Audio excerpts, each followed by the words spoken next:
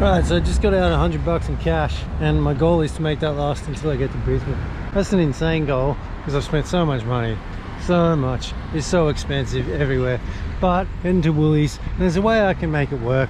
And even if I lose some weight, I can put it back on when I go back south. Doesn't matter. Doesn't matter. I could just say I could spend more money and make the money back when I go back south, but I'm not going to, because I like having some money in the bank. It causes me pain watching it get lower and lower and lower. Because I'm a filthy fucking capitalist.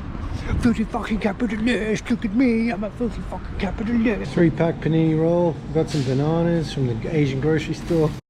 Actually, I should probably buy some of them 90-cent bottles of water that you can get in Woolworths. Considering I've had to spend like so much money on water. These are 90 cents each, I'm just going to get these. 30% off. Okay, so we've got some bananas, some rolls, these things came to a total of $13. This food is going to have to last me as long as I can make it last. I'm going to ration it out like it's World War II and I'm running away from the Nazis. If I could just spend this much every day until I get to Brisbane, I'll be doing good.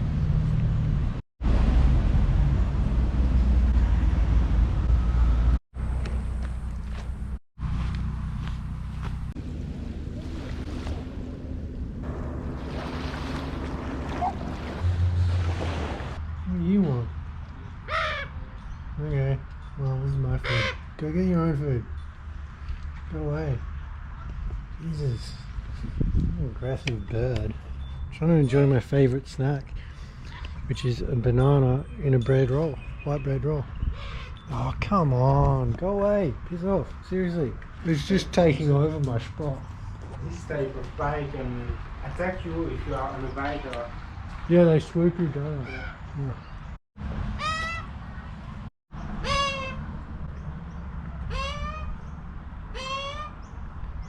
They're everywhere. They're everywhere.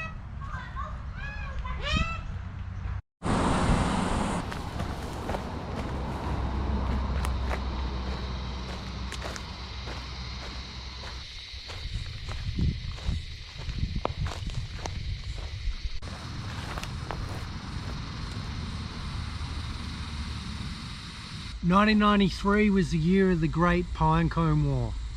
There were the AME school kids and they were separated from the Arana school kids by a pine forest, kind of just like this one. What happened was the Arana school kids decided that they owned the pine forest, while the AME school kids just wanted to play hassle-free amongst the trees. They built cubby houses and they built all sorts of things in the forest. But the Arana kids weren't having any of that. They started throwing pine cones at the AME school kids, and that was it. Us AME school kids, we built booby traps.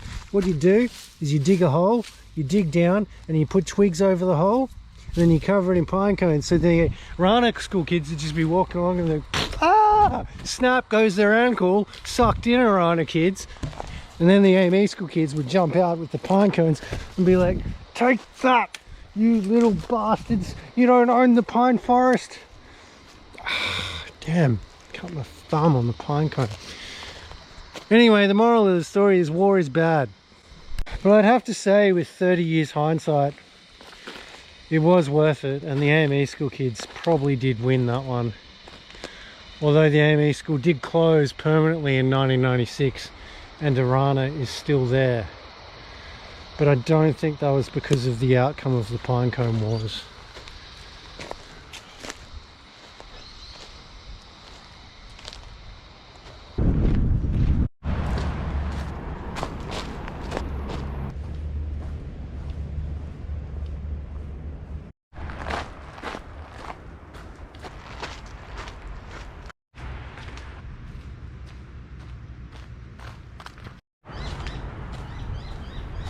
Okay, so if we're there, we can follow this all the way up there and keep going up to Lennox Head. Hopefully get to Byron Bay without having to go on any roads or anything.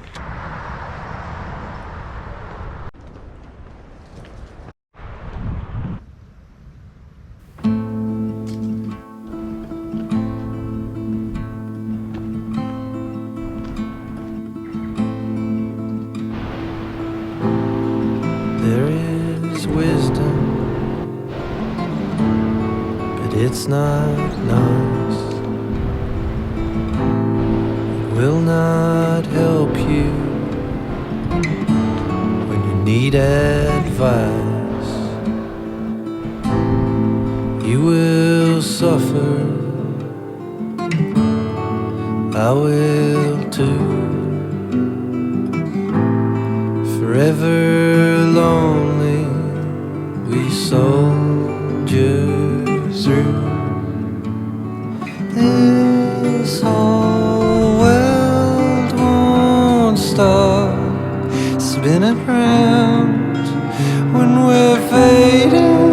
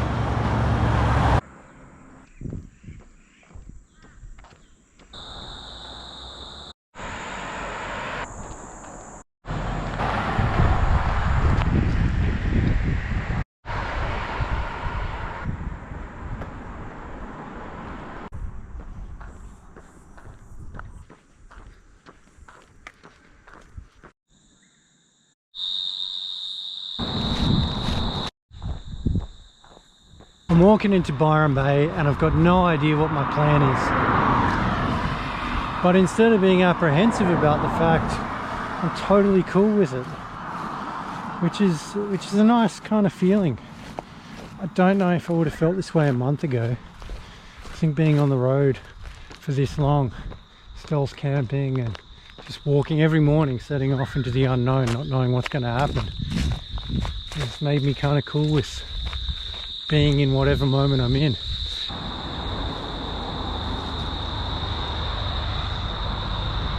What a bunch of party poopers. It's funny seeing signs like that that really stress, you know, how much councils crack down on stealth camping, especially in areas like Byron Bay that historically have been where hippies and beatniks and, you know, countercultural people have come, kind of like a mecca, and probably not always had a lot of money. There's a lot of money around here now though, which is probably why they don't want to have a bunch of bums hanging out for free. But too bad, Byron Bay. Yeah, there's another one. It's so funny because it's really just sleeping is the problem. You can be awake all night. You can be outside, be awake. You can be sitting on a park bench at 5 AM watching the sunrise. The council can come by and be like, nice sunrise, and you're like, yeah. But if you happen to be asleep, here's your $1,000 fine. You're like, yeah? Where are you going to send it, you fucking dickhead? Oh, how nice a beer would be. Actually, it'd be terrible.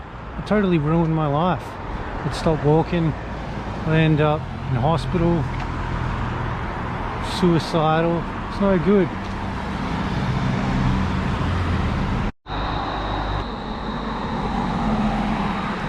Oh man, I got a stealth camp in a gated community. That would make a good video. Don't think I've got it in me tonight. I'm too drained from all the walking. And I don't want that $1,000 fine. Hang on. I'm going to get that anyway, no matter where, because it's illegal.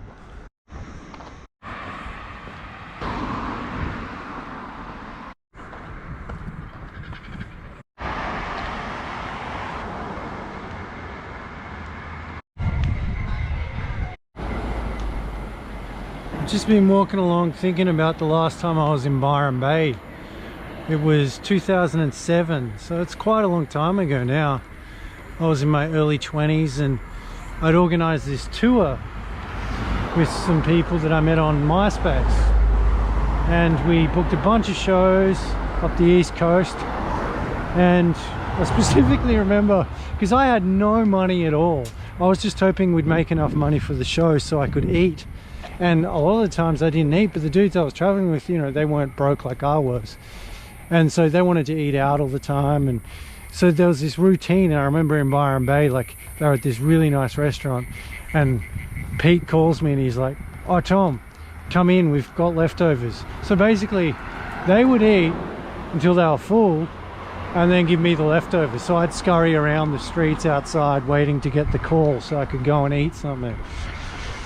And it sounds kind of funny, but also, like, there was this real divide in my head, and there always has been, particularly in the music scene. It's quite a privileged community in the sense that not that people are making money out of music.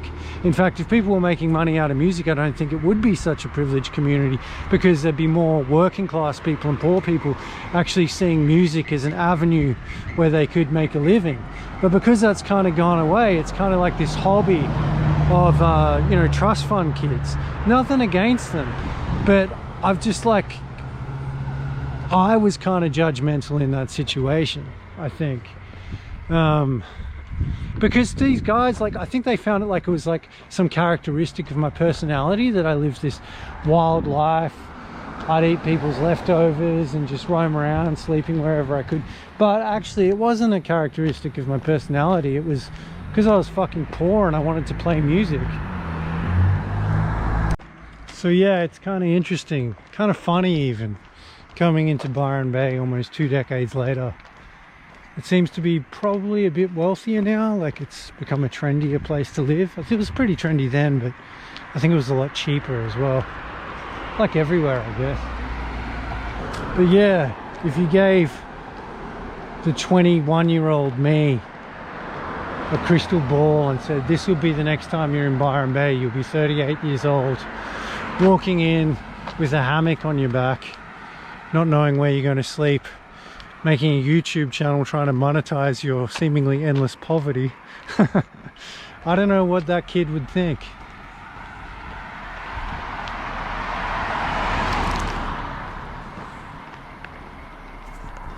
I think he'd either be amused and keep playing guitar, or he'd very quickly put down the guitar and go get a law degree or something.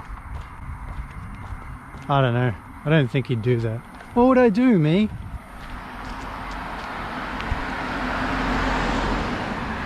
One thing I probably would do, seeing that crystal ball, is I would have stopped drinking immediately, quit all kind of drugs, and got into this kind of health fitness thing a lot sooner. Started hiking and running and kept playing music, but really thinking more about longevity in terms of economic longevity, emotional longevity, physical, you know, not let these patterns that I fell into, these kind of patterns of despair, just kind of roil me around for almost 2 decades.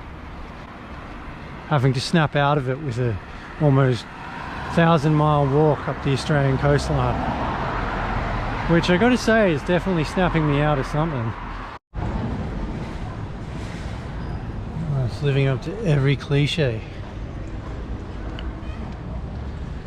Just walking down the main street. Can't remember a damn thing about this place. Maybe all these buildings are new. Can't remember that Woolworths. It's very different to most other Woolworths. It's like walking into a museum or something. My body's feeling pretty broken, sort of limping along. I got this recurring injury in my right hip or thigh or something. Don't like to talk about it though, because sometimes just focusing on it makes it worse, and it generally goes away. It's just been a big day, and even just thinking that slightly stressful thought of like, man, where am I going to sleep? exacerbates any kind of feelings of physical discomfort. Because it sort of has hit me. I'm like, oh, where is there to stealth camp in Byron Bay? And I don't know the place at all. I don't know where other homeless people hang out, you know.